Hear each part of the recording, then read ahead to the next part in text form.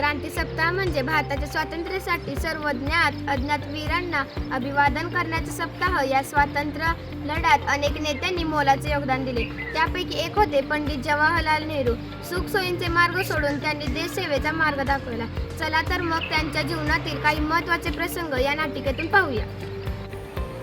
जवाहर, देशाची परिस्थिती आता दिवसेंदिवस गंभीर होत चालली आहे। प्रत्येक भारतीयाने स्वातंत्र्यासाठी उभे राहिले पाहिजे।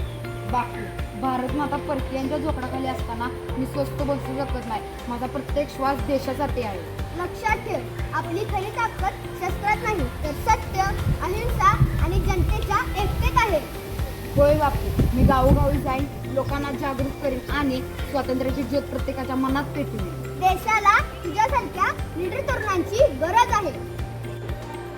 जवाहरलाल नेहरू तुम्ही ब्रिटिश सरकारविरुद्ध सभा घेतात, ज्यांचे नाव आंदोलनासाठी प्रवृत्त कराल, त्यामुळे तुम्हाला हत्या करण्यात येणार। माझा आवाज दाबण्याचा प्रयत्न करू नका। भारताचा प्रत्येक नागरिक आता जागा झाला आहे। तुम्हाला तुरुंगात टाकले जाईल, मग तुमचे आंदोलन संपेल। तुरुंगाच्या भिंती आमचे विचार कैद करू शकत नाहीत। एक नेहरू तुरुंगात जाईल, पण हजारो भारतीय स्वातंत्र्याची मशाल घेऊन पुढे येतील।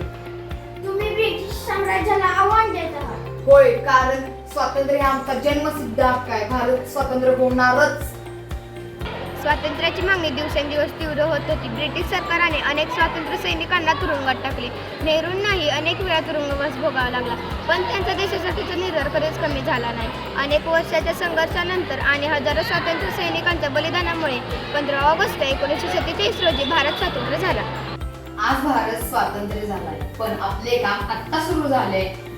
देशाचा प्रत्येक नागरिक सुशिक्षित, स्वावलंबी आणि जबाबदार झाला पाहिजे। स्वातंत्र्य मिळवणे हे पहिले पाऊल।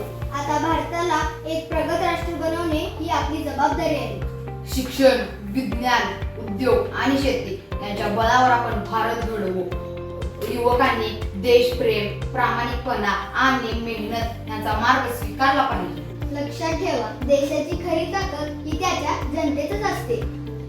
पंडित जवाहरलाल नेहरू यांनी अनेक वेळा तुरुंगवास भोगला, स्वातंत्र्य लढ्यात सक्रिय सहभाग घेतला आणि स्वतंत्र भारताचे पहिले पंतप्रधान म्हणून राष्ट्र निर्मितीची भक्कम पायाभरणी केली। त्यांचे जीवन आपल्याला देशप्रेम, त्याग, लोकशाही आणि वैज्ञानिक दृष्टिकोनाची प्रेरणा देते।